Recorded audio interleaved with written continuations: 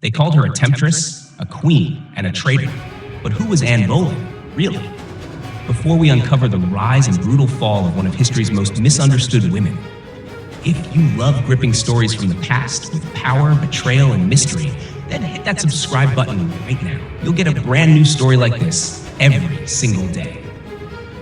Now, let's step back into the world of Tudor England. Anne wasn't born to be queen. She was born into ambition. The Boleyn family knew how to move in the shadows of power, and young Anne was their sharpest blade. She was sent to the European courts as a teenager, educated in culture, politics, and charm. She learned the games of nobility and how to win without showing her hand. By the time she returned to England, Anne wasn't just well-read and well-dressed. She was dazzling, magnetic, and untouchable.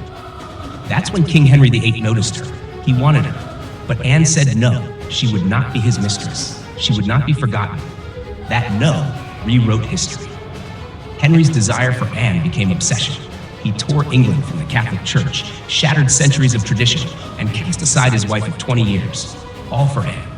They married in secret, and in 1533, Anne Boleyn was crowned Queen of England. But court life is rarely kind to queens, especially ones with enemies. And Anne had many. She was bold, she spoke her mind, she played political games in a man's world, and sometimes she won. But then, she failed to give Henry what he wanted most, a son. She gave birth to a daughter, Elizabeth, a child who would one day rule an empire. But back then, to Henry, she was a disappointment, and the whispers began: adultery, incest, treason, even witchcraft. Historians still debate what was real and what was pure court conspiracy. In 1536, Anne was arrested, taken to the Tower of London.